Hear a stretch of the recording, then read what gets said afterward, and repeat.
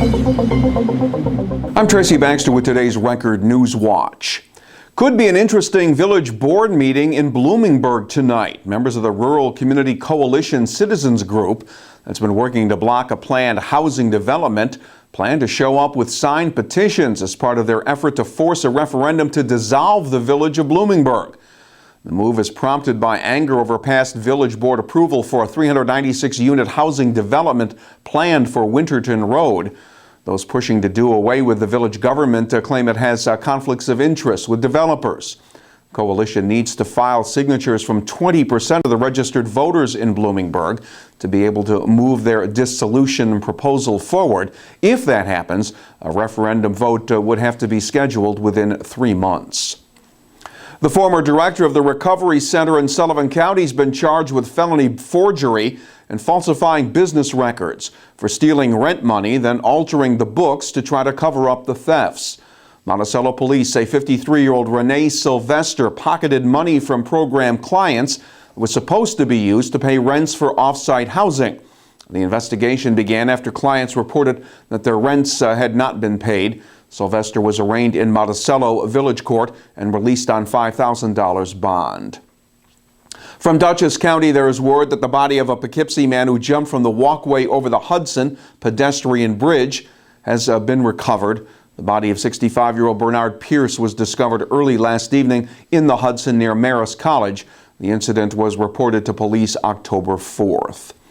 It is not good news regarding that sinkhole repair project in the city of Kingston. City engineer Ralph Swenson delivered the bad news to a Common Council committee last night.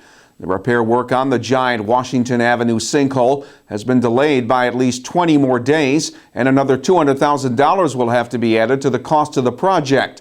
Swenson says additional bulges found by city workers within a leaky stormwater tunnel, which caused the sinkhole, will have to be shored up. City officials had authorized $1.6 million for what was supposed to be a 30-day job. The city now hopes to get a $1.4 million federal grant to help offset the sinkhole repair costs. A Summitville man carrying groceries was killed last night after getting hit by a vehicle near the village of Wurtsboro. State police investigators say the victim, 58-year-old Edward Greenberger, was struck while walking in the southbound lane of Route 209 at around 9 p.m. near the Kohl's warehouse. Greenberger was pronounced dead at the scene. No charges have been filed against the driver. Governor Andrew Cuomo was in Ulster and Dutchess counties earlier today, part of his so-called Progress Tour, to check out projects that received state funding over the past year through the Mid-Hudson Regional Economic Development Council. The first stop was the Sloop Clearwater's new home port and education center at Roundout Landing in Kingston. Other stops were to include the walkway over the Hudson, where state funding was awarded for the planned construction of a walkway elevator. The governor also boarded the Rip Van Winkle cruise boat for a Hudson River trip to Poughkeepsie, where state funding for next year's area projects was to be discussed. This was one of 10 trips the governor's making to meet with all the state's economic development councils. Reporter Michael Novenson will have a full report on the governor's visit here at Record Online and in tomorrow's Times-Herald Record. In Milford, PA, police are looking for a pair of armed robbers who emptied the cash register at a local store. The men, armed with a box cutter, took about $75 from the More for Less clothing store in the lumberyard shops at around 4:30 Wednesday afternoon. Milford police are hoping anyone in the neighborhood of 7th Street at that time might have seen something that can help with their investigation. The Milford Police Department number is 570-296-5959. Those of you traveling Interstate 84 today hopefully had a smoother ride than those driving 84 westbound in the town of Wallkill area Wednesday afternoon.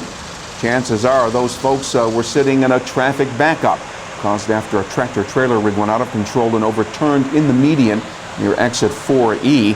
The rollover created a backup of several miles, with some motorists reporting delays of more than 2 hours before the scene was cleaned up and all lanes reopened. There was no word of any serious injuries. And last night served as the official kickoff for the 13th annual Woodstock Film Festival, as folks gathered at the Woodstock Playhouse to take in a preview of coming attractions. This year's 5-day festival will include a variety of discussion forums with filmmakers, as well as the showing of about 130 films, including 19 world premieres and an assortment of venues, including theaters in Rhinebeck, Rosendale, Kingston, and the Downing Film Center in Newburgh.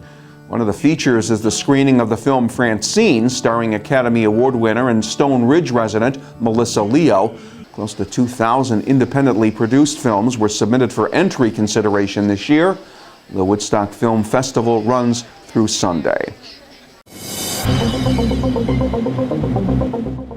Our weekend weather forecast looks promising. The sun will break through Friday after some morning cloudiness. The highs will reach the low 60s. Saturday will be sunny but on the cool side, with temperatures topping out in the upper 50s. And on Sunday, the mercury could hit 70 degrees. Stay on top of what's happening in your community and in your world by reading tomorrow's Times-Herald Record, and get the news when it breaks right here at Record Online. For Record Newswatch, I'm Tracy Baxter.